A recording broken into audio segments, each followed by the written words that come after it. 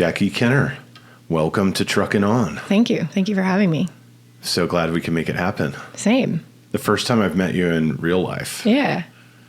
So great to have you here. Good to be here.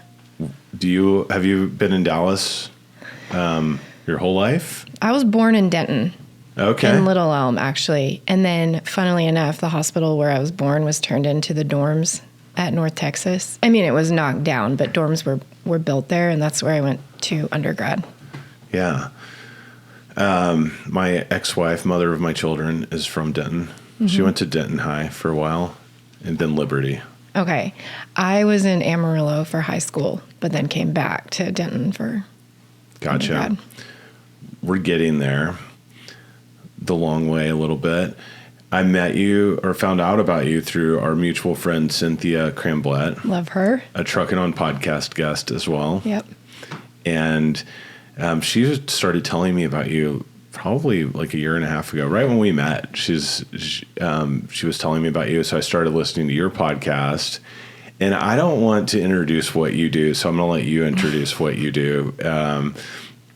But I just think of you as a local mystic, a local mystical person that I now know, and I'm just happy to have you here. And I love discussing all things mysticism, and I hope that we get to get into that today. Yeah, same.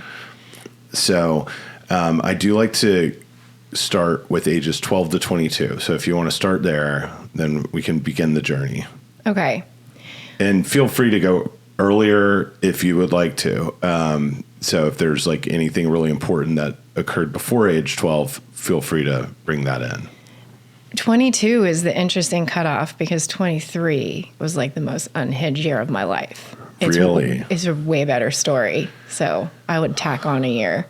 I find that 12, like always those areas at least like close, you know? Yeah. Like there meaningful things happen. And it's really Steven Spielberg. And I heard about it. I was wondering, where did this time frame come from? Yeah, it's from the Steven Spielberg thing that like, and he's like the ultimate storyteller, right? Yeah. That's when like the most important things happen in your life is age 12 to 22, basically, that shape you for the rest of your life and like build this foundation. Because I guess 12 is kind of when you start becoming super like independent and like really making your own decisions and deciding what path you're going to go down in a lot of ways. Okay. So does 12 strike you as an important like beginning point, or would it be different? I have to think about the grade. What grade is 12? Sixth grade? I think 6th, 7th. Okay. My daughter is about to turn 11 and she's in 5th grade. So okay. Yeah. So let's say 6th grade, which is middle school. Amarillo? Well, Amarillo. I had some odd experiences, but nothing like one day, nothing that I would say shaped me at 12. Probably much before that. Okay. 12 was okay. A couple weird things. Yeah. Like one day I came back to school and I couldn't see the blackboard anymore. It's like my vision was gone overnight. Do you wear contacts? I do. Me too. Yeah. That happened to me in 1st grade. Just out of nowhere. It happened to you in 6th grade? Yeah. It didn't even get progressively worse. I just went from perfect vision to I can't see anymore. Me too. Yeah. Super weird. Horrible vision. Right. Is yours horrible? It's not horrible. And in fact, I have improved it. I've made it better. It's like a -2 something and -1 something. Whatever. You know, one eye is different than the other. I'm -10 and 11. Okay, no, not that bad. But it's always been that way since 1st grade. Yeah, I couldn't see the blackboard. And my teacher called me out in class, you know, like, what's going on with you? And I can't see. I don't know. That was odd. That's always stood out as really odd to me. Me too. It seems like it would get a little bit worse and you would notice and tell your parents or something. But that was odd. And one day in the 6th grade, I had a 24-hour migraine, debilitating migraine. And I went to the doctor, nothing came up. But these are tied to some interesting mystical experiences too, that I only put together in the past 8 years of my life, thinking back, like when were things waking up for me, what was going on? And both of those are kind of tied to, here I am, it's not such a weird, this is going to get really weird. They're kind of tied to either astral travel or something's going on with our consciousness where there might be two versions of us spliced out there. I think that's possible. And they're really tied to bigger experiences in what I call my consciousness or my astral body. I don't know what's going on. I'm still trying to figure it out. But massive experiences there tied to these incidents. Yeah. Yeah. So I guess 12 is a standout year. Yeah. That's cool. Yeah. So when did you start like feeling like you have, because I haven't really mentioned this, but I would also say, in addition to just being a local mystic, like you have psychic powers. Is that fair? I think so. Yeah. People are always more comfortable when you say intuitive powers because they don't automatically say which, but by the standard definition, yes, psychic powers. And like I would say, I believe they're like accessible to all human beings. That for you, you have a great level of accessibility to them today. Did you back then, or when did you start realizing like, whoa, I have like some gifts here that are cool that I'm not learning about in school? Well, all through my childhood, as early as you can remember. As early as I can remember, telepathy with my mom. She would speak, or she would speak to me telepathically, and I would respond verbally. And she has a whole journal of things that have happened in this. I had imaginary friends teaching me things, very real things, like how to tie my shoe. I knew things. I would tell people things that were coming in the future very nonchalantly. I could see things, and I didn't realize that it was unusual until I was old enough to perceive what we might say judgment, to look at someone and see them respond visually surprised or awed, like to give me an expression. And that was when I started tuning them down, because we're wired to be social pack creatures. And if we say something, we see the pack respond in a nonverbal way, kind of like, whoa, we don't do that around here. You're biologically wired to, okay, clock that, don't do that again. So I started tuning them out, but I was unsuccessful entirely until I found substances. And that really you can tune out anything. Almost. Yeah. How did you tune them out before substances, or attempt to? Just kind of, you can very easily be like, no, it's interesting. We're aware of so much, and we train ourselves of what to pay attention to. Yeah. So when we're young, we're aware of everything, and we learn socially what's worth paying attention to. And so I would be like, don't pay attention to that.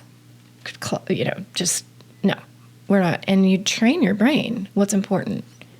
Like children have the ability to look at a herd of 100 cows and they can tell you which one's which. It's very distinct to them. And then or another way, just to get into, people will say like, oh, Asians all look alike. But to children, they don't.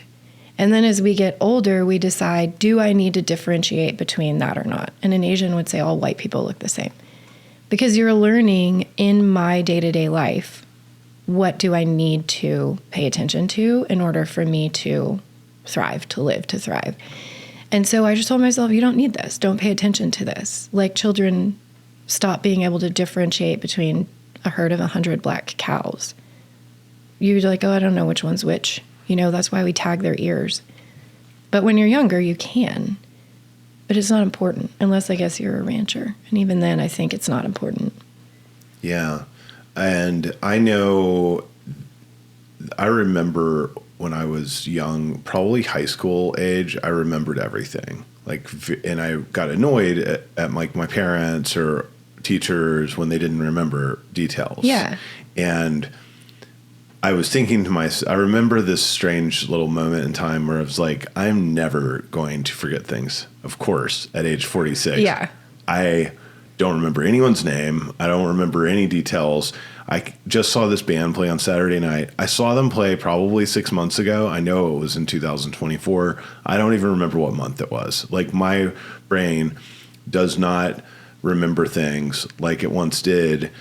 And Now, is this like some kind of problem? I don't know, but it's also like unimportant things. Right. My brain now just like, choom, you're out of there. Like very like important things, it's there. Like if I need to know it, but it's like that is useless information. What month did I see this band play? Like, and I was thinking about this, like, do I have some like neurodegenerative disease, or am I like super locked into the present moment and just like that's how you do it, is by not worrying about shit you don't need to worry about? Probably. It's probably a little of both. We're probably both neurologically degenerating as we age, but right. It's not essential for you to live. And when we're kids, we have no responsibilities or obligations. So everything can take space in our brain. When you get older, you have bills to pay, you've got responsibilities at work, you've got your own kids. And there's different things that become essential for survival that you have to pay attention to. So you can't have all of that and then throw in everything through media that we're consuming. Our brains are like, what do you want me to hang on to? So true. Yeah. The media is a lot that our generation is encountering for the first time ever, like this level of media. And we didn't really start, like until later in life. Yeah. I got a phone for high school graduation. Yeah. And it was a Nokia, you still had to, like, to get B, you had to press 22 or whatever it was, whatever that texting is called. That's how I started. Yeah, I got a phone senior year of college. I'm older than you. So I got email freshman year of college. Okay. I never had heard of email before. I had it in high school, but yeah. So immediately, like, I love that because that's when the internet started for me. It was right when I got to college. Yeah. I remember it so clearly. Now, I mean, goes without saying, like my daughter has type 1 diabetes, so she's had a phone to measure her blood sugar since she was 4. So you can imagine she's about to be 11, and she and her phone, she can just do things on it so fast, and it's like, Dad, I'm like, whoa, what it's did another you just language. do? They know another language. Oh yeah, they speak it really well. Yeah. So curious to see where that goes, but. So your childhood, you just were in Amarillo the whole time? Yep, until 3rd grade. Okay. Yeah, 3rd grade we moved. No, I was in Denton, 3rd grade we moved to Amarillo, and then I went back for college. To North Texas? Mm-hmm. Okay. Where my mother and grandmother went. Okay. Yeah. What was it like in high school in Amarillo? What did you do? Were you into things? I got in a lot of trouble. I went to juvie a couple times. Did you? I did, yeah. Because I lived one street before the cutoff to go to different high schools. So all of my friends from elementary and middle school went to one high school, and I went to another where I knew like 18 people. Out of my graduating class was probably 600 people. Okay. So I didn't know anyone. And it was just weird, socially, you're kind of figuring things out, caring what people think in a way you never have. And I was just uncomfortable. I did high school in 3 years. I just wanted to get out of there. When did you discover substances? 6th grade. Okay, so I had an older sister. Around age 12, you started using... Well, I had some wine coolers in the 6th grade. Okay. Yeah, with my sister.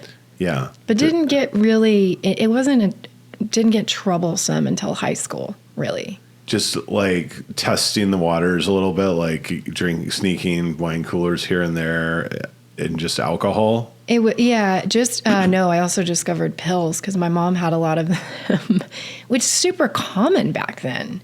What kind of pills? Everything. Anything that had the red, do not consume alcohol and may cause drowsiness. I was like, give me some of that. Yeah. Really? Looking back, it was like Ambien, Valium was huge then. I'm pretty sure she had Percocet. Like, I don't know what they were. I just took them with alcohol and had a good time. Yeah. But that was really in high school. But I had a few pills in middle school, but didn't get out of control until high school. Yeah. Yeah. And so you were getting out of control, but also graduated in 3 years, and you were going to juvie. So you were overachieving in a weird way, but also very troublesome. I was every red flag of neurodivergent, but it didn't exist then. Like every single one. What is neurodivergent? Of being Well, to me, it's normal and unprogrammable, and being forced into structure and programming and not getting it. Yeah. I think more people are neurodivergent than they are normies, and some people just can't take it. I just couldn't take it. Yeah. I think I was definitely that. Yeah. Right. And I struggled in school, but I just did not. I had some like weird superpower to kind of like get away with doing nothing or something. Yeah. Like I played sports, so that helped, like playing football. And I could just make up excuses like, well, yeah, I've got to go to football practice. And I did choir. Like I enjoyed doing sports and doing the arts, and that I loved those things. And then they would give me excuses to not have to like go to class and kind of like get by. And I kind of just got by all the way through college, just not going to class and not ever studying. And I just couldn't even focus on it. Yeah. But you graduated. How were your grades? I graduated. I made B's and C's like all the way through. That's a pass, yeah. Yeah, for sure. I passed. And my parents were riding me the whole time. So they were on me. I drank a few times in high school, got caught, and then got threatened to get sent to military school. So I should have gone. I stole my parents' car and like drank, like blacked out and got kicked out of my homecoming dance and found in the back of a pickup truck passed out. But after that, like these couple of incidences, like 3 or 4 in particular, all before my basically sophomore year of high school, my dad said, if you do this again, you're going to military school and you can't play football anymore. And I stopped drinking and I chose football. And that allowed me to graduate from a normal high school and do all those things. So I was definitely neurodivergent. Yeah. I don't think I've ever heard that maybe on your podcast before, but I love that. Yeah, the only way to be. Yeah.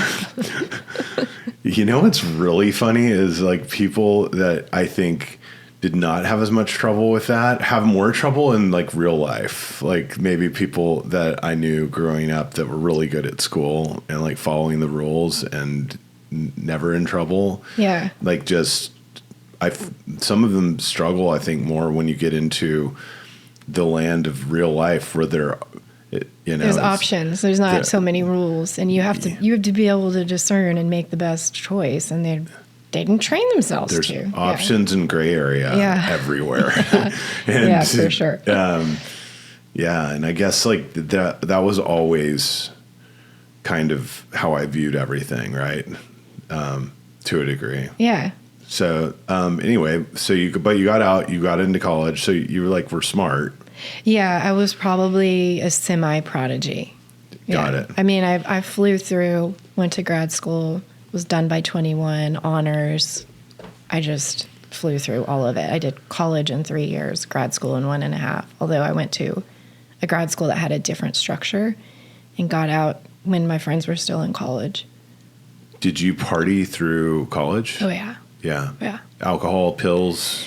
Yeah, mostly alcohol and pills. I got all the hard stuff out of my system really in high school.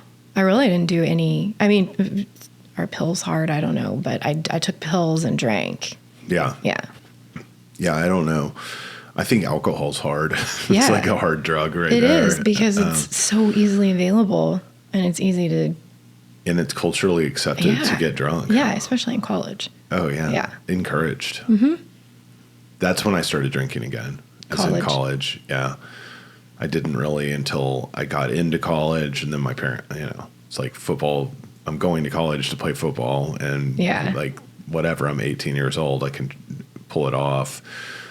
And then I got injured playing football, and that's when I started drinking a lot more. But still made it through college in 4 years doing that. Yeah, alcohol is the most dangerous of all the drugs I've ever done, in my opinion. Dangerous. For some reason, I had that feeling with pills. Like, there was a time in college when I took a pill, I don't know what it was, where some part of my deeper self was like, you can never take this again. The world should not feel this good. This is fake. And something snapped on in me, and that was the last one I ever took. I mean, aside from a prescription to anti-anxiety, which I had through my early 20s, but it wasn't abused. I used it when I flew. But whatever it was that I took, it had to have been in the Oxy family, because it was just like, you've never felt this good in your life. No matter what's gone on, this is not natural. And some part of my higher self was like, do not touch this again. Thank heavens. Because I have a sister who did get strung out on heroin, and Oxys were her way into it. Yeah. I think it's in my family. I think it goes back many generations, and that was probably more dangerous for me. Pills. Yeah. I think that that makes sense. And when I went to treatment for alcohol, the people there that were dealing with opioids were just the withdrawal that you go through for that is something that I've thankfully never experienced. I've taken Vicodin for injuries, or I'll like take it if I have strep throat or something. Yeah. But that's the heaviest opioid I've probably ever done. And even with Vicodin, for me, I love it for like 24 hours. I'm like, okay, I don't like brain fog. Like, it gives me brain fog. Whatever it was I took was good. Yeah. Yeah. In a not good way, though. Yeah. Oh, yeah. Like, and I've never tried heroin. So thankfully, that's probably why I put alcohol in the most dangerous thing category, because of all the other like decisions I make when I'm on alcohol. Yeah. And it's not the alcohol by itself necessarily, but, so you made it through college, and then you got out, and what did you do? So I was in Australia. That's where I went to grad school, and they give you a year after to work. And actually, it was in real estate franchising. Okay. Yeah. And what was grad school? What did you study? I studied international communication. So Okay. it was like a hybrid of kind of foreign policy and journalism. You could kind of pick your path. And where in Australia? Sydney, at Nice. Macquarie University. So I worked for a year, not in my field at all. I just took a job that I got, actually, because of a guy I was dating. He was in real estate, and he helped me get a job. And then after a year, they say either go or apply for residency. And I was 23-ish, around there. And I was like, I don't know if I want to live in Australia forever or even long term. I'm going to go travel for 1 year, and then I'll decide. I had a year to decide. And that's when my life became unhinged. I'm excited about 23. Completely unhinged. Nice foreshadowing earlier. Yeah. Like, here we are. Yeah. What happened? So I sold everything, sent some boxes. I had a girlfriend in Finland. I was like, I'll probably end up there at some point. I sent some boxes there, sent some boxes back home, and basically had my bag. And I was going to travel for a year. So I get to Thailand. It's great. I'm on my own. Met a guy there. Went to the airport so something happened with the Thai visa. No, I was going to go to India, and I didn't know you needed a visa. That's where I was going next. And I was like, well, I got to get out of here. Well, the guy I met was Israeli. So he was like, well, go to Israel. I'll be there soon. He was traveling, and you're going to love it. So I was like, okay. So I booked a flight to Israel. At the airport, I meet a guy that's the foreign correspondent for the BBC. I tell him my background. He's like, hey, do you want to shadow me in exchange for babysitting my kids? And I was like, some part of me should have snapped on and been like, you just went to grad school for communications. You've met someone from the BBC. He's giving you this wild opportunity.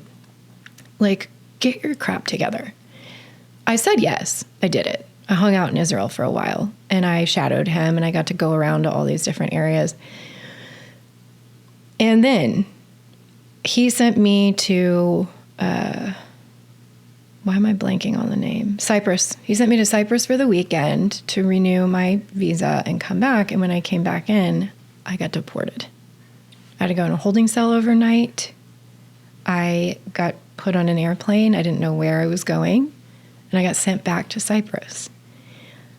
Not really sure why at this time, right? And at this point, I'm like... What is Cyprus? Cyprus is an island that's half Turkish, half Greek. Is that right? Oh my goodness. See, I can't remember this because it's not key for my survival.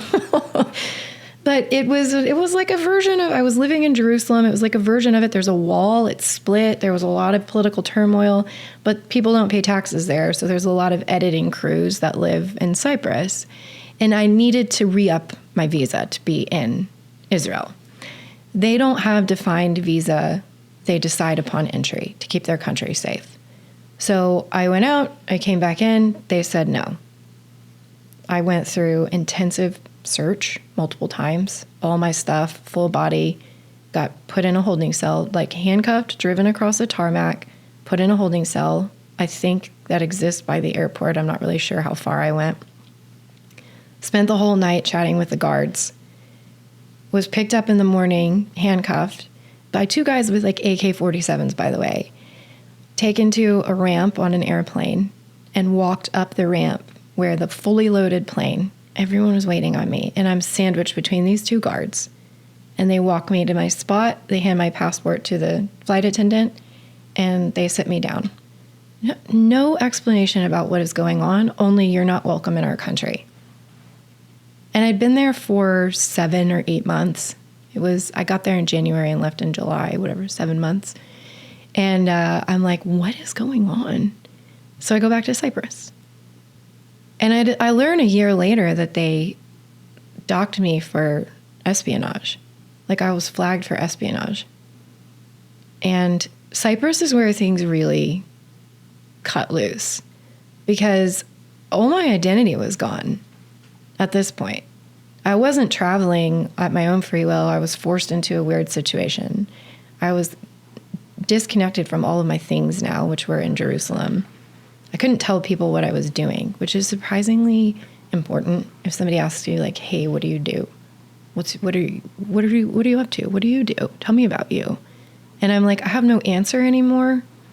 So I smoked a lot of hash, got really drunk, started taking pills again, and at some point was like, "Hey, while you don't have anything to define yourself, you also have no responsibilities. Do whatever you want." So I kept traveling, very drunk the whole time. And eventually I ended up back in the U.S. after a couple months, went to New York City. It was 2009. It was a terrible time to look for a job. I had a weird background. And I applied to something like 100 jobs. I got 5 interviews and 1 offer, and I took it. And little did I know I would spend the next 10 years of my life there, get sober, and my trajectory would completely change. And was that in Dallas? No, New York City. Oh, New York. Yeah. Okay. Yeah. Wow. No, I came back to Dallas, and my sister was in the depths of her heroin addiction. And I don't have a close relationship to my dad, but I called him and was like, what do I do? She had 3 kids. They were taken into protective services. My mom got them back. My mom was asking for help. And my dad said, you haven't been through everything you've been through and educated yourself and broken away from this family pattern. I left out that my mom and grandmother both got pregnant their first semester of college and my sister and dropped out. So here I am, 23, graduated with honors from a international master's program.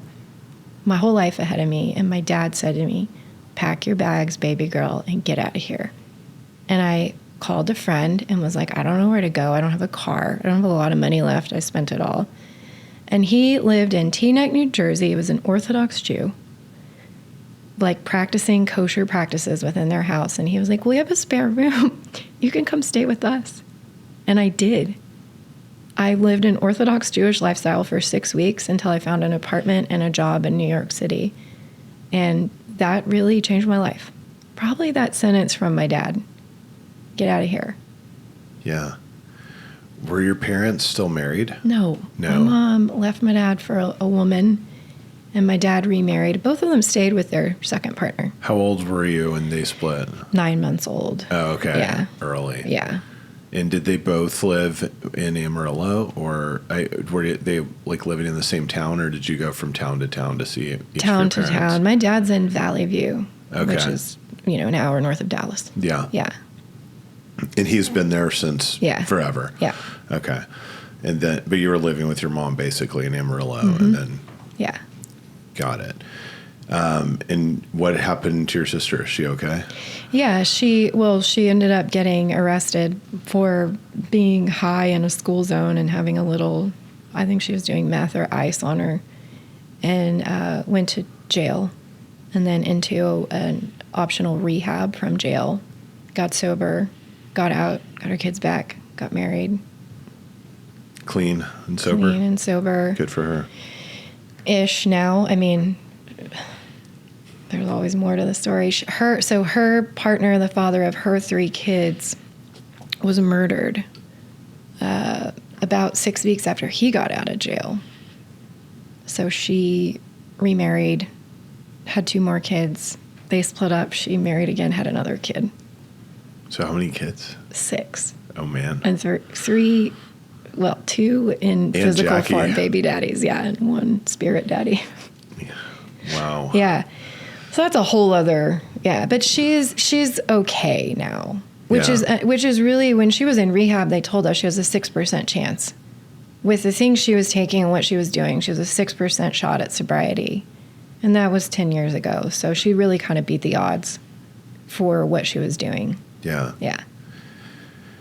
Yeah, the chances of sobriety are extremely low for all people Yeah. who struggle with any kind of addiction. Mm-hmm. I've found I'm sober currently, but it's a daily decision, and I feel like have a lot of discipline and willpower, and I work the steps, and I go to therapy, and I do all the right things, but it's still a daily battle, and Yeah. and I worked my ass off at it.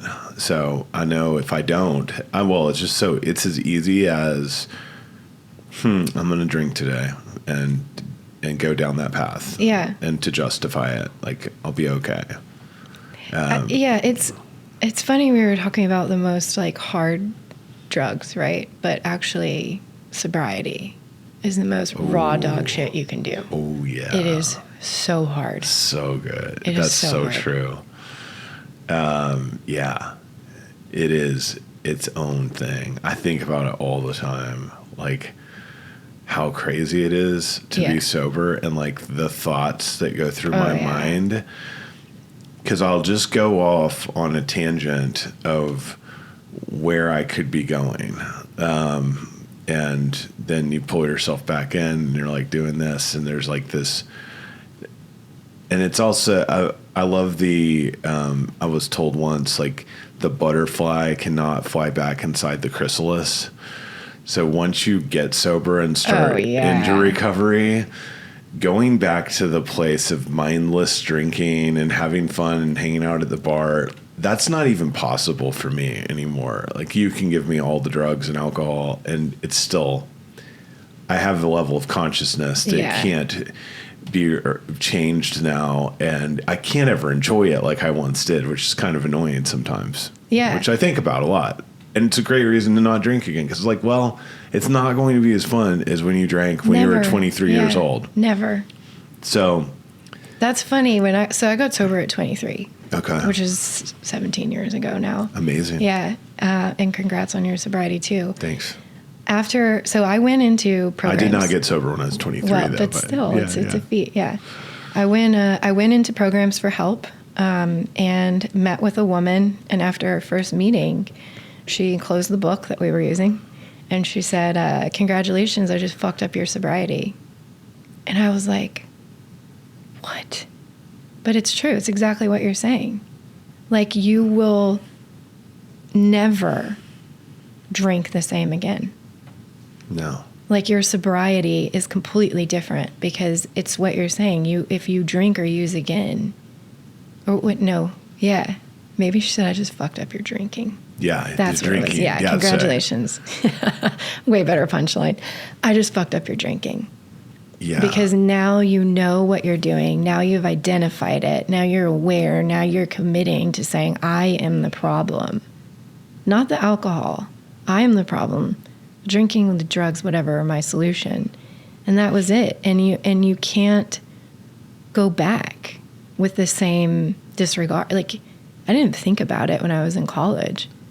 I didn't think about drinking or sobriety at all. But after you have that first click of awareness of like, I'm doing this to myself.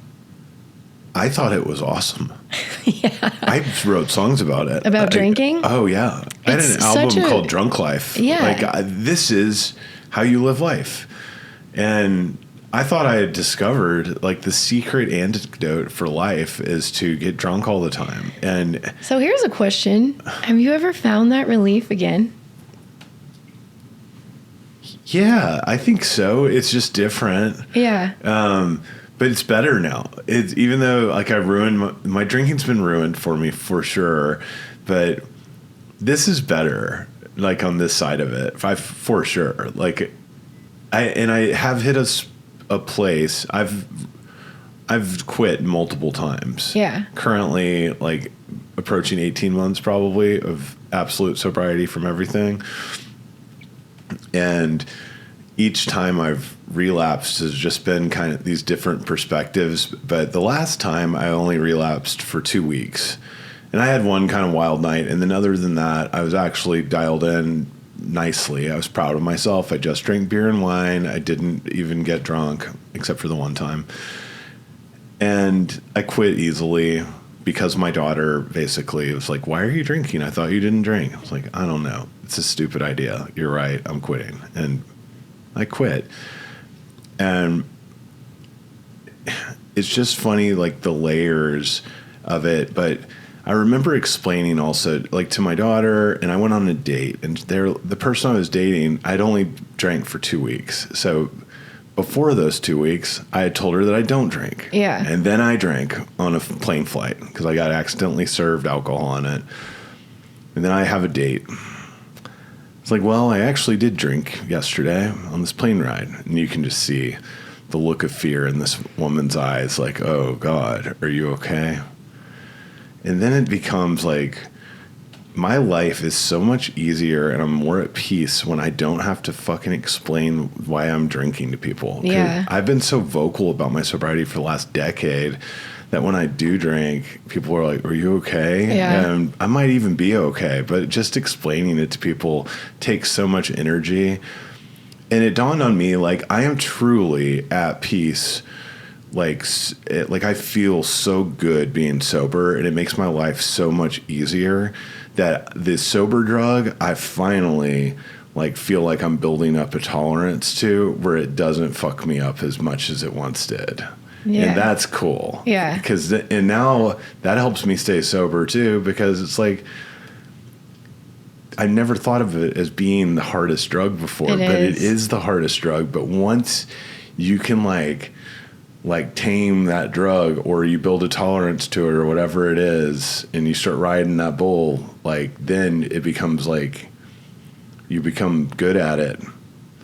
Then it's like you don't want to get off of it as much. I still have that voice, like, wouldn't that be nice? But the sober me is like, dude, it wouldn't be nice. Yeah, it doesn't work. You're not going to have fun. It's going to be annoying. It's going to cause drama. It's going to cause chaos. Why fucking do it? So cool. What a great perspective on that. Sober is the hardest drug. It is. Love that. Okay, so you went to New York, and it changed your life. Yeah. You're like, what did you do? What changed your life?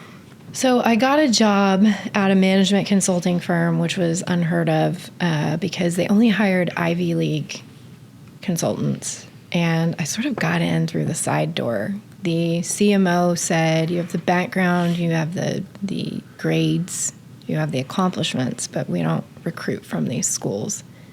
So I worked as his admin for a couple of years and then transitioned into other roles inside this company. That was the best thing that happened to me because I had no shot, really, with, like, my mom didn't work. My dad was a farmer rancher. I really do believe that so much of what you expect of yourself is conditioned in your childhood, whether you realize it or not. And I didn't have any reference point for a corporate life. And that man really brought me in and gave me a role, a high-paying role opportunity. And I did that. And eventually they were acquired by Deloitte, and it was awful. I stayed for 7 months, and then I left and went into tech startups. The tech startups happened around the same time of being completely sober. Like, I had some really unhinged nights in New York City. New York City is not the place to be blackout drunk. There's just too much that can happen. There's a million trajectories of what can happen in your night. And after a couple, I was like, this is scary. This is really scary. Like, it woke me up. And I had a roommate, actually, her name's Biette Simpkin. She's written a few books. She does a podcast now with Russell Brand sometimes. Yeah. Wow. She's like, she made it, I'm really proud of her. But I told her, like, dude, every time I try to drink, whatever, I have too much and I do stupid things. She goes, why don't you not? It was the first time I'd ever have that thought. Like, why don't I just not drink? So I stopped, started doing yoga, started cleaning up. I got some like IBS type stuff. I started doing alternative wellness to clean it up. And I'm telling you, one day, just boom, all my psychic powers just snapped back. And this is 29, so it's over the course of 6 years. But at 29, I'm talking to a guy. All of a sudden, I'm like, who's Charles? What happened? And he was like, what are you talking about? I was like, his head? What happened? He was like, my friend Charles was walking up the stairs and slipped and hit his head and died. And I was like, what? Like, both of our jaws hit the floor. And it just started happening more and more and more. And then I was realizing in these tech startups that I knew things. I knew what the investors were thinking. I knew how things were going to go. And I was trying to tell the team, I was in an operational role. And I'm like, no, they're going to do this. And the team's like, what are you talking about? Oh, yeah. And so I left. I quit. I just walked out one day after going over to the Hudson River and talking to spirit beings for a couple hours. I walked back and was like, I quit. Yeah. I have like some powers like that in my business that I use. Yeah. But I'm kind of like the boss, because in commercial real estate, I could never really work for anyone else because of my divergent mind or whatever. Right. But I figured out, don't like being told what to do. No, and definitely not following a playbook, of how to. I love to, like, at this stage, I'm a great student, especially compared to the days of yesteryear. I love reading books. I love understanding someone's like formula for success, but then taking my favorite things out of multiple philosophies and making it my own, right? Yeah. And I never hired anyone until I had been doing my own thing for many years. So I kind of had that, and then I'm hiring someone that's significantly younger than me, like 15 years younger than me, or 10 years younger than me, I guess. And then they kind of like, they're like, dude, do you have a photographic memory, or like, are you a psychic, or thinking these things? But it's kind of cool. And they recognize that I'm right. Yeah. And I didn't realize this, but this all happened too, like within a couple of years getting sober. And I don't see things or hear things like that. This is just pure intuition. Like I sense like, one of our clients is not happy right now about something, please call and check in with them. And like, sure enough, like little things like that. So it's just different, I think, than what you experience. And I've never even really talked about it in that manner before until hearing you say this, but I know what you mean. Yeah. And I can get how if I wasn't like the boss and I was making these like assessments of what people were going to do, how it would sound crazy, and then, but I guess like people on my team buy into my craziness, or they like think I'm a psycho and they quit, or it doesn't work out. Well, and you have a track record, right? Like I was very much coming up in those companies. I had no track record to say, look, I was right. Now, after owning and selling my own businesses and what I'm doing and experiences with my husband, I have a track record where I can say, no, it's the same feeling I got then. And then we look at what I said, what happened, what was the outcome. And it's like, now I have a track record and people trust it and listen. I mean, people come to me for this now. Right. Yeah. But I had no track record. You have a track record. Yeah. Like obviously of success. So it's in people's best interest to listen to what you say. I think I had trouble voicing my opinions when I was early in my career. And just, I felt uncomfortable sharing my perspective on things. Like I did not, because I didn't have, I had like feelings of unworthiness, or I had self-doubt. I didn't believe what I was thinking probably.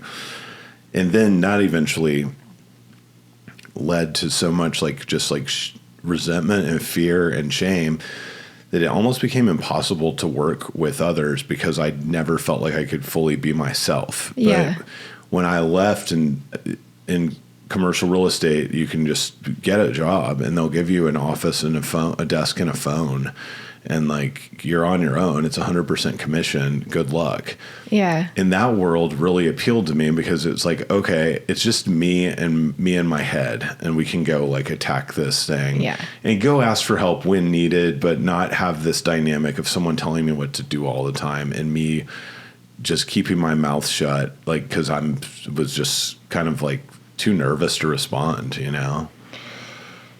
Oh, I was just talking with my husband about this last night. I think there's multiple things going on. First, when you're intuitive, you don't need communication to know things. And so communicating certain things is hard. Like I'll be working with somebody, or this is something I did when I first started doing intuitive connection sessions. I would go back and listen to myself. I would record them and then go back and listen. And I would realize what I knew in my head, what I understood versus what came out of my mouth were incongruent. I left so much out. I made so many assumptions. I didn't tell them important things because really switched on intuitive people, you're processing so fast. You're processing, you're picking up, you're sensing beyond verbal communication or even sometimes visual. And when it comes time to flip that around and transfer all that information, we're not very good at it, really, because we don't realize what this other person is not picking up if we don't say it verbally. And so oftentimes really intuitive people, psychic people, whatever you want to call it, have communication issues in their life. They do better when they're around other really intuitive people. That's number one. Number two is we do really well when we're like, if I don't want any systems or any constraints on me, let me work my magic and figure this out. So it makes perfect sense to me that you're in commercial real estate. You get to run your own show. You get to figure things out. It's structured for loopholes, right? It's structured for making deals in unconventional ways. All of the things. It's a perfect role for an intuitive person, which you very much are to me. I was never going to be able to have a boss. Never. Like my life really didn't take off and I didn't get in my stride and be able to do what I'm here to do until I got out of structured routine answering to someone, was able to work my magic. Yeah. So did that occur? Oh, I'm going to say one more thing before I forget it on this topic, but it's something that I think about a lot. And I listen to myself enough on this podcast to know that what you're saying applies to me quite often. However, I do think that I have energetic powers that allow people to feel what I'm thinking or to understand what I'm thinking without me verbalizing it. Yeah, that's very possible. I think that I have that ability where I'm like, how did that work? Because I know what came out of my mouth and it didn't sound that good, but it totally worked. Yeah. My point got across. Yeah. And I feel like I do have some kind of like energetic manifestation powers that go beyond words that can just help people understand, feel at peace, understand I'm telling them the truth, and like get it, despite my verbal communication being subpar. Yeah. That's a superpower in and of itself. Yeah. Yeah. That's cool. All of these superpowers, I believe, are greatly like enhanced when you're sober.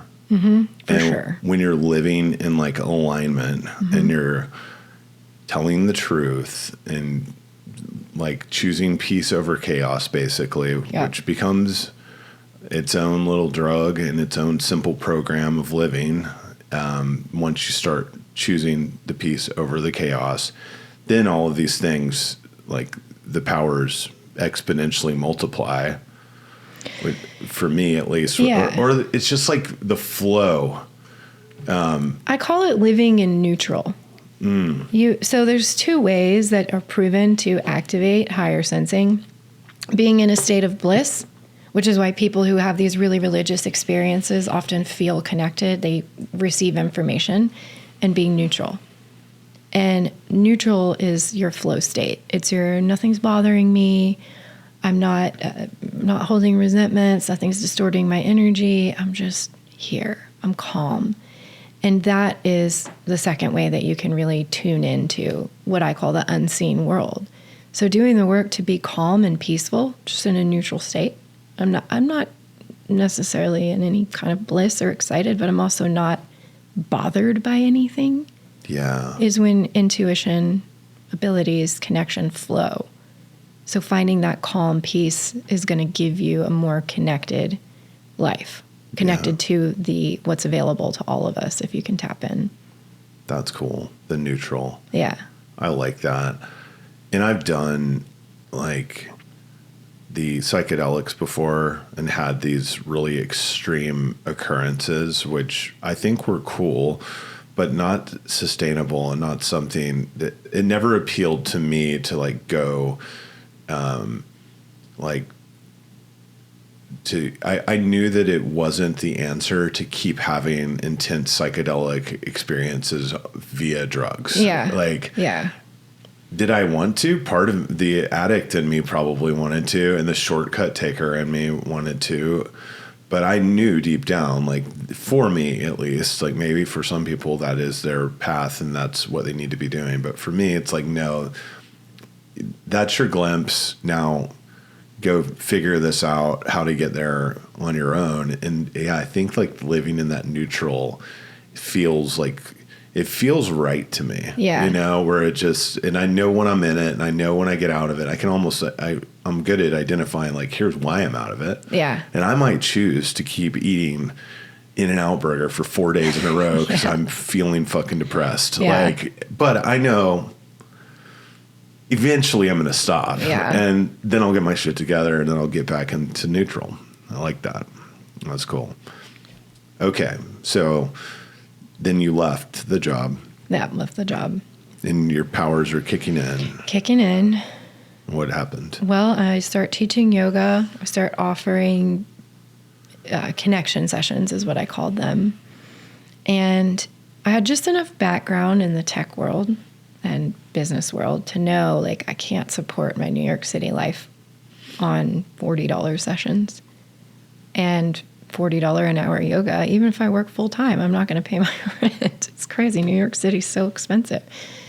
So I started just talking about it. I started a podcast. I started making mini courses, selling them online. I studied alternative wellness. I studied muscle testing and went and worked in a practice in New York City and really cultivated a business out of it that grew significantly, and I actually got into alien UFO stuff pretty deep, trying to figure out my own experiences and then meeting people that had odd ones. And I got censored off before 2020, by the way. In 2019, I got censored off of all platforms, essentially. Really? Yeah. Talking about UFOs. Yeah, and the just declassified research, different things the government already knew, how they were using it in different ways. I don't want you to get censored, so I won't go too deep. But yeah, and not, I always say I don't really have opinions. I'm just trying to find the truth. But I think the opinion I do feel strongly is that human beings should have all information on the table. For sure. It shouldn't be censored off. No babysitters needed. Right. By like some other human who works for the government. Exactly. Is in charge. Put it on the table, all the weird and wonderful, all the what the heck stuff. Let people listen, ingest, and decide for themselves. And that is not the path that we're taking as a culture right now. I feel like it is the only path to save our species. Yeah. And it will eventually, I'm hopeful and confident that we will eventually get there.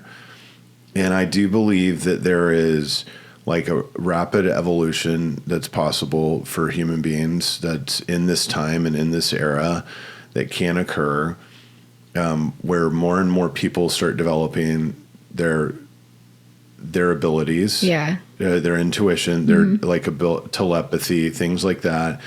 And then the more and more that happens, then I feel like it just like feeds off of itself and creates this place where all of a sudden, if everyone's telepathic, then there are no secrets. Right. And this is known. This is widely known by controlling powers, we'll say, that we're all capable of it. Yeah. So the information is always there, and then we can either grasp it or not. We can tune into it or not. I mean, the higher sensing information. And what I discovered was that from the 50s to the 70s, this was studied. There were protocols created, and it was widely used. And I was trying to, first of all, expose that fact, but second, teach people how to do it so that you can tune into this higher information, which is a level above the controlled information. And for people people who think that that's occult or witchcraft or not for everyone, it just goes to show the extent of the programming that we've received. Because this unseen information is there and it's known. It's widely known by organizations that control what you know. And I wanted to expose that. Yeah. Yeah, I still do. It's still my mission. Yeah, and really just for people to know the truth. Yeah, and know what you're made to do and what you're made to tune into. Yeah. And once you realize this, sorry, I'm choking, then you just see how silly things are, like the stock market crashing the last couple of days. Like when we're recording this, it's April the 8th of 2025. So we've just had the stock market crash.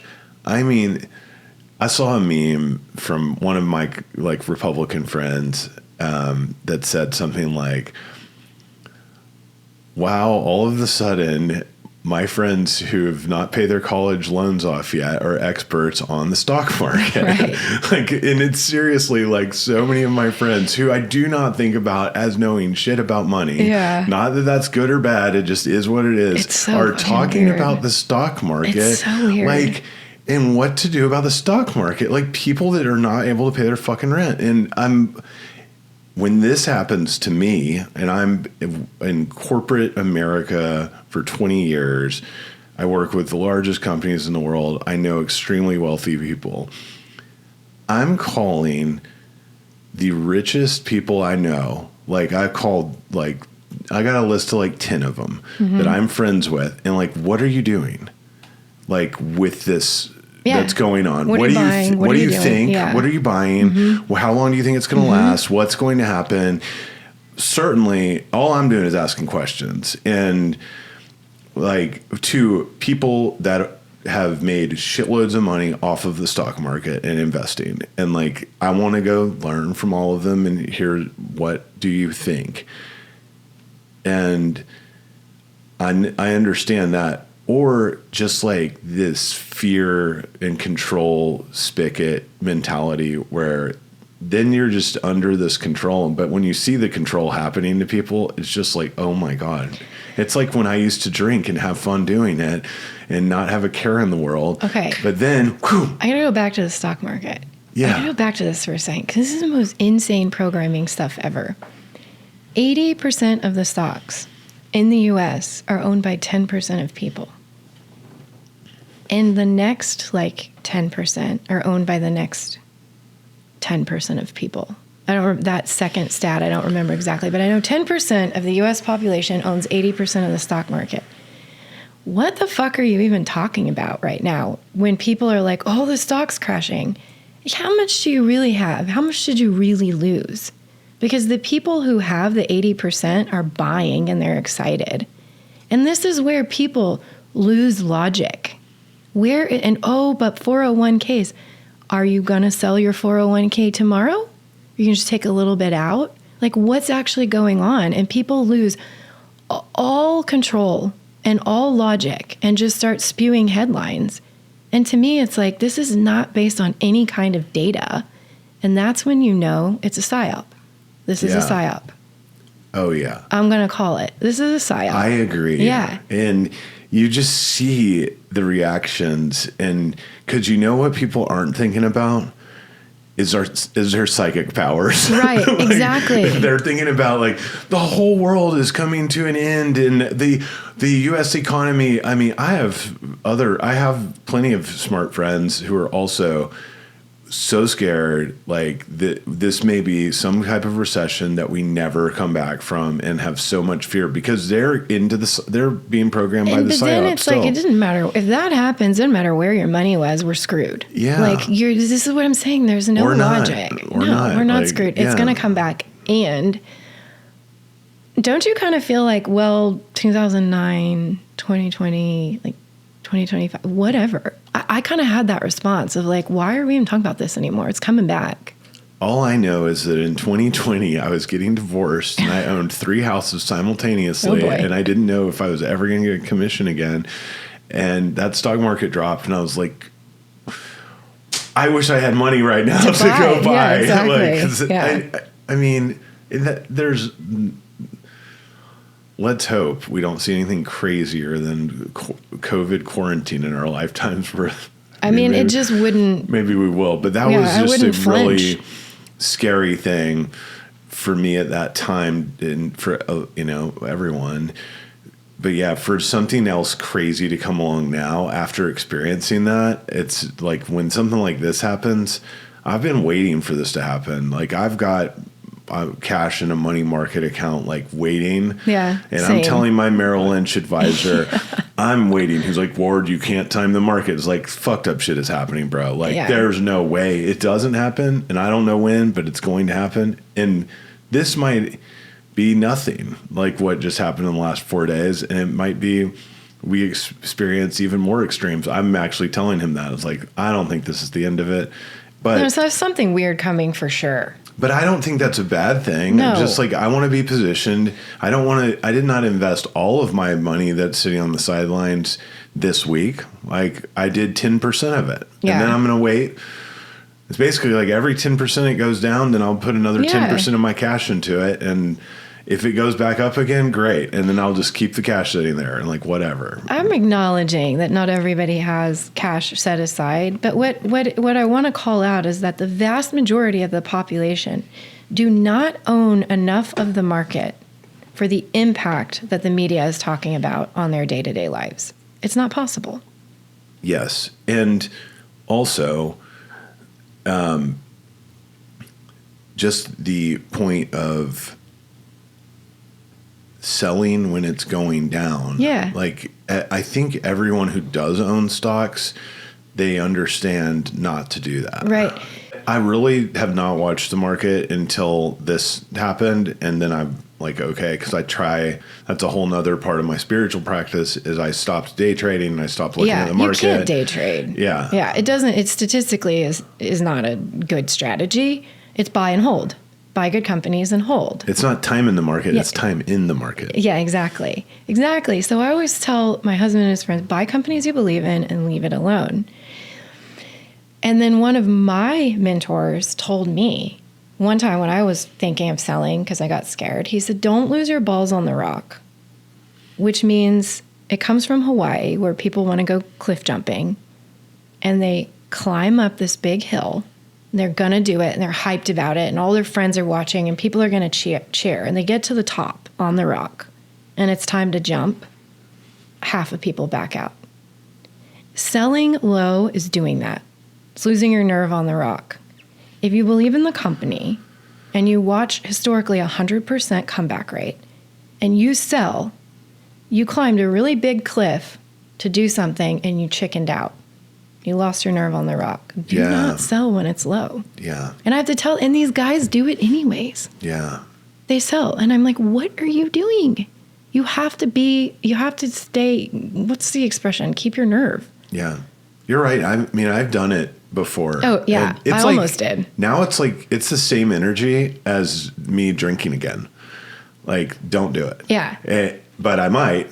And I'm like right there on the, it's gotta probably sit through the more discomfort. likely to sell low, like when the market's falling than me drink again. But they're both, it's that same energy. It's like, don't do that. Right. If you've built a good life and you're headed in the right direction, you believe in what you're doing, stay the course. Stay the course. If you're investing using the fundamentals you talked about, which is not, I'm betting on this company that it is like everyone thinks is going bankrupt, but if they don't, then I'm going to make 100x. That's like the kind of investing where you're just going to live in anxiety all the time. But if you're doing like good, solid Warren Buffett investing and like that's so funny. That's what I buy. Yeah. I buy one EFT and Berkshire B. I'm not here to give any kind of financial advice. Yeah. But we track all of our accounts at the end of the year. And one of them I just split between, I buy Vanguard EFTs and Berkshire B. Yeah. Just monthly buy-in. Don't care. Don't look at it like cost to put a certain amount every month. Every year without fail, that account has beat all other investments we've made because the Berkshire B. The one that's a split between EFTs and Berkshire B. Because Warren Buffett is better than I'll ever be. Yeah. And so it's like hiring him as my wealth manager. Yeah. It's the easiest thing to do, but they're expensive. So not everyone, one share now is over $500. And if you have an entry-level investor, like my nephew, he has to wait 5 months to be able to buy one. So it's not, I'm recognizing that some of these strategies aren't accessible to every single person, but it works. So I'm 10 years in it now. Every single year, it's the best performer. Why I buy anything else, I'm not sure. Insanity, I think. I just bought Prologis yesterday, and I do industrial real estate, and they're the largest owner of industrial real estate in the world. I know so many people that work there. Such a great company, and I feel like it's at a discount right now. And I was just telling someone, like, this is just like buying the best industrial real estate in the world, but I just let Prologis do it and get on there. And, real estate, you get it. And really, Wall Street doesn't get, I don't think they get industrial real estate still. Yeah. They don't get trucking and logistics, and I just know they don't get it. But the fundamentals for a company like that are so there, and then you see the price that it was at yesterday because of Wall Street just selling. Seems like insanity to me, and I'm just glad I'm here for it. So, but I also recognize it's a psyop, and I could be getting psyoped just as bad because I'm thinking about it so much, and I'm not thinking about other stuff, and I'm getting excited, and I'm thinking about money, and I'm thinking about the market, and I'm optimistic and positive about this, and not like living in a place of fear, but it still is. It's not neutral energy. Interesting. It's still not neutral energy. So the psyop could be impacting people, whether it's positive or negative, I guess. And so you built your business up. And did you move back to Dallas around that time? So I had a premonition of COVID Okay. And it wasn't exactly accurate, but I was living in New York City and I saw troops in the streets. I saw lines for food. I saw curfews. And I was already very deep into my practice as an intuitive and a trainer. So I'm very much living in a connected state. And I saw it crystal clear. And I broke my lease, sold all my stuff, moved back to Dallas in late October, November of 2019. Yeah. And I left and at the prime, I had celebrity clients, makeup artists, models, all the things, that feed the ego, where I'm like, wow, I'm doing so well. All these people want to work with me. And I'm telling them, something's coming. You need to be ready. Something's coming. And they're like, because this happens, you can go off the deep end in your spiritual work and really lose the reality that you're part human and you have to human. And people were like, you've lost the plot. You've really lost it. And I was like, I don't know. I just knew it was true. So I moved to Dallas on a whim. And breaking your lease in New York City is unheard of. It's not an easy thing to do. Yeah. And I pulled it off. And I get to Dallas and I called I had a wealth manager at the time and said, I want to sell everything. And he was like, what? Are you insane? We're almost at an all-time high. And I was like, something is coming. And he said, let's sell 20% and see. Meanwhile, if I had done that and then just rebought in March, I would be a very wealthy individual. But he didn't let me. And, come March, it happened. Yeah. And that's what New York City did look like. There were curfews. There were lines for food. Were you there? No, I was in Dallas. You got out of there. I got out of there. Got it. But that's what happened. When did you move to Dallas? In November, late October, Okay. November of 2019, right before everything really happened. And New York had to have been the worst place to be. I wouldn't have fared well there. I just wouldn't have. It's not in the protocols, all of that, whatever. That's to each their own opinion of it. I'm not going to get into that. I would not have fared well needing to carry a sort of vaccine card, needing to wear a mask, needing to wait in lines for food, having curfews of when I could be in the park. Like that would have crushed my soul. And so I think that my personal higher guidance was like, you have to go. You are not going to do well in what's coming. And I came to Texas where you could walk whenever you wanted. Some places didn't care if you had a mask or not. And whatever you chose to do, up to you. But I would not have, my soul would have shattered living there through that. And it wouldn't have been easy to get out in the middle of it. Right. Living in Dallas was, I mean, it's one of my favorite times of my life. I met my husband. The pandemic. You did? We dated. We were COVID dating. We got married in the middle of it. Wow. Yeah, it was just amazing. Like everything slowed down. Yeah. I went outside more than I ever had. Cooked no at home. traffic. Yeah. I went to Mexico though, like a few times, and then there were like zero restrictions there. So I got to experience like wild freedom. Yeah. Kind of like just going to a bar with people not wearing masks for the first time in 3 months. Like that was its own like cool thing. There's so many cool things about the pandemic.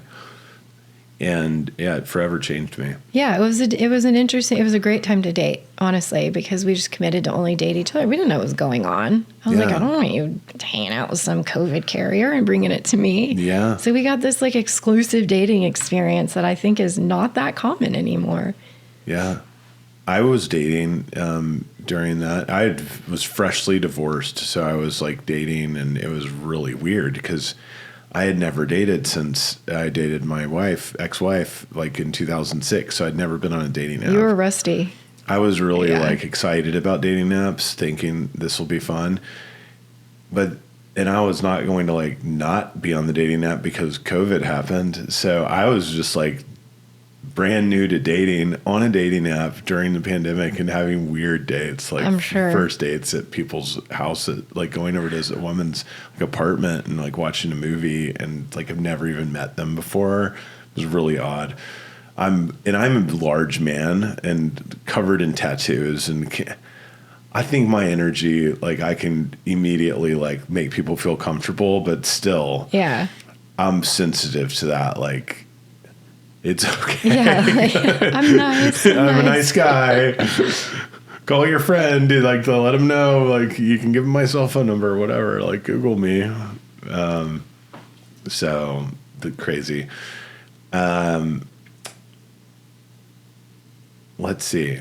I know you were busy, and we're at an hour 15. Are you good? I had about 15 minutes. Okay. Yeah. And I'm gonna ask you, what advice would you give to your younger self?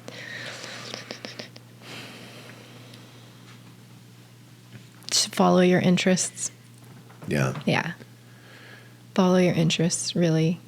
I love that. Yeah. Did you have kids? Yeah. You have kids? I have a 2-year-old son. One son? One son, yeah. 2-year-old. Do you think he has powers? We speak telepathically. You do? Yeah, same thing. He'll respond to my thoughts. Yeah. Same thing as my mom. He's definitely a little advanced. He's like counting to 100, reading time. He's reading words at 2. But I ask him, do you remember where you were before mommy? Like kind of things. And he's not responding with anything. That's I think cool. he's likely to have some cognitive differences. Have you listened to the telepathy tapes? Oh, yeah. Yeah. That's pretty cool. Yeah. It's an awesome podcast. Yeah. What's the greatest obstacle that you've had to overcome?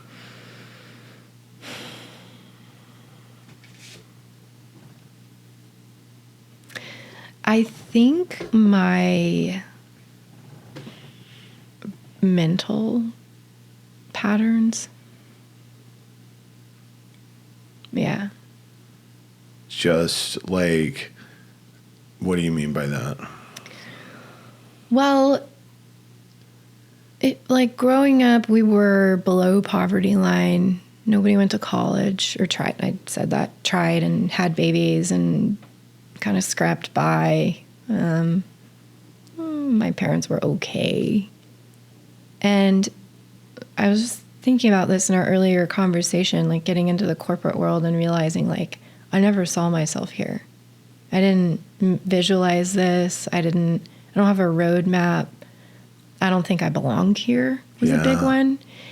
And really yoga and movement helped me realize like those aren't true. There's nobody, there's so much data about the way you grow up and how that impacts the opportunities you have in life. And I can really attest to that. Just feeling like you don't belong here and you know it. And so those mental blocks, really working through those of like, you can be here if you want to be here. Yeah. You can be on time. My mom was never on time. That was a big one.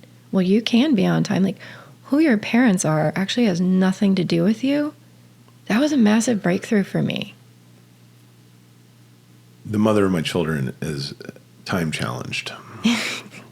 It happens. And it's, and it's like, it just is what it is. And I'm a pretty punctual person and she's not. So my kids, they see the two, like there's these two differences that like, so they have the glimpse into both realities. And I'm curious, how will will they grow up to be more like me or like her? And there is no right or wrong either.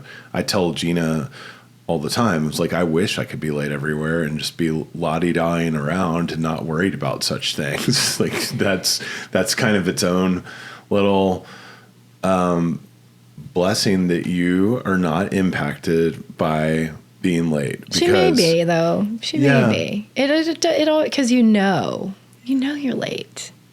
You know that you're holding someone up. I would just say, in Fantasyland, if there was a place where you could be late and not give a fuck about it. You would like that? Well. Or she lives there. I'm saying, like, there could be value in that. Yeah.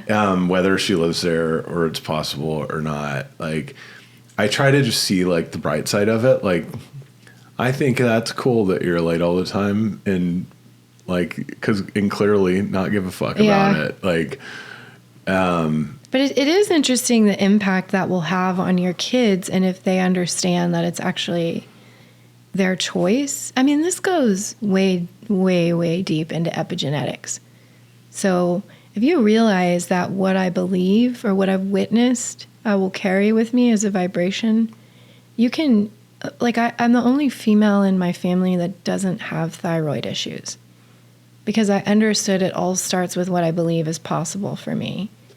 So it can be something so simple as always late.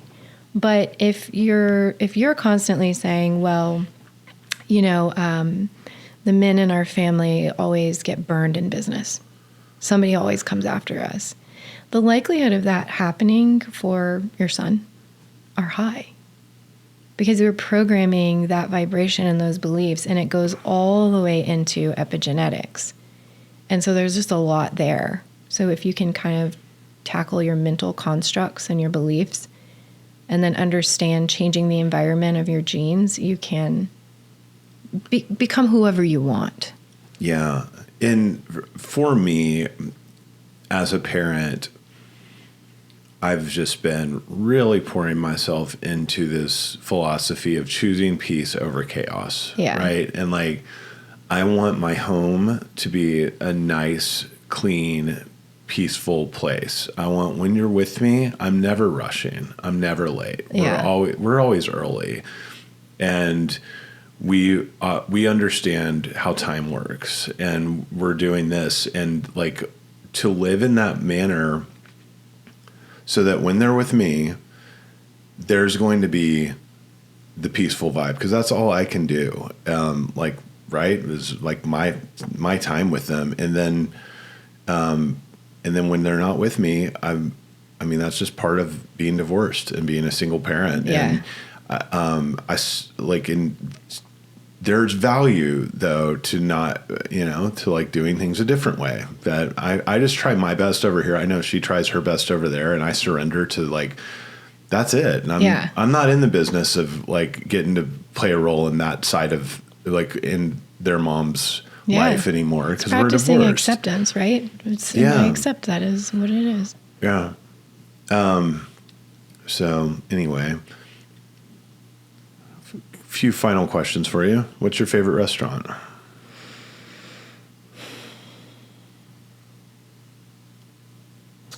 We don't eat out a lot. We didn't go down this route, but I'm very particular about my food.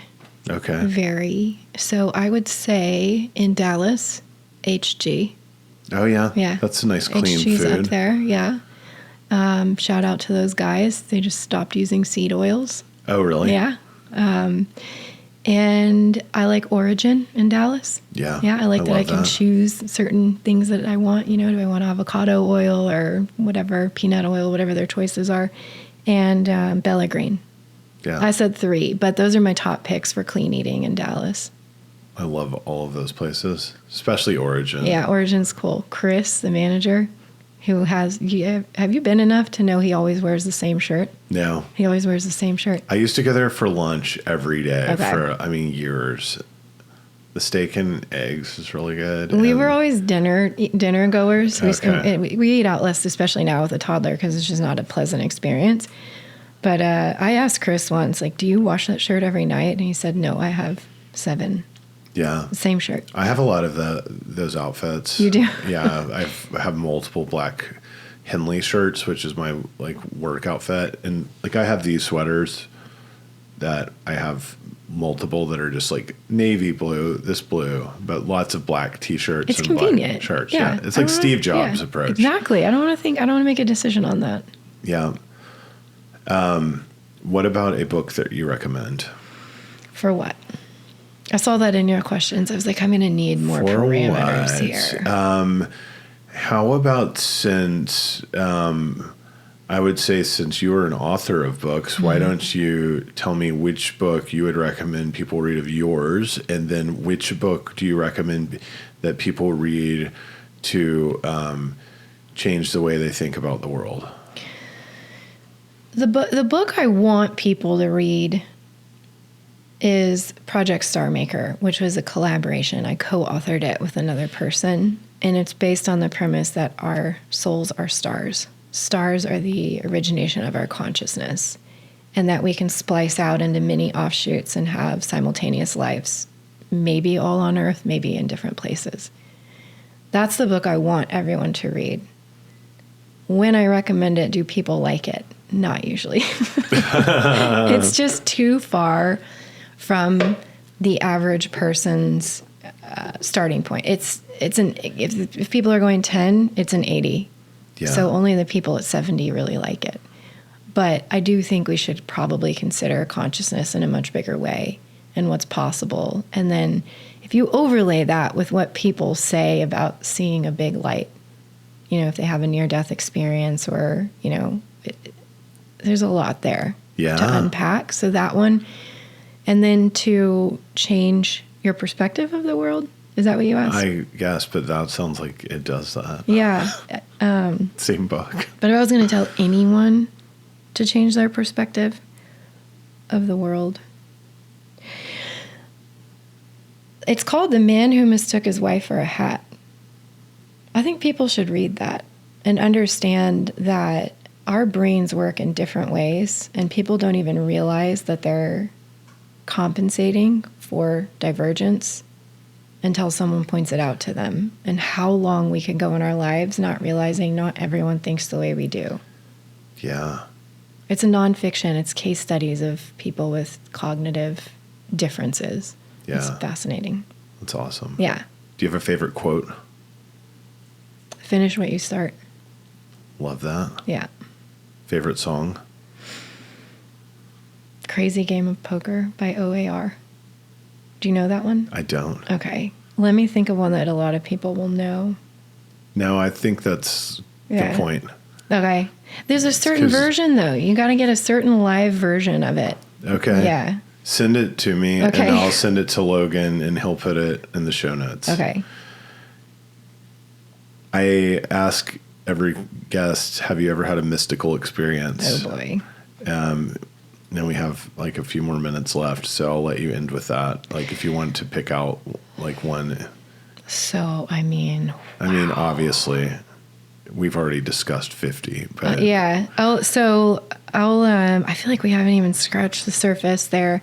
I'll give you an option. One could be a story of another woman who came to me for a medium session. I could tell that story, or I could tell leaving my body in labor, wanting to die. Let's go with whichever one you feel like you would like to tell. But I don't know, for some reason the first one. Yeah, I think it's a little bit more uplifting for people.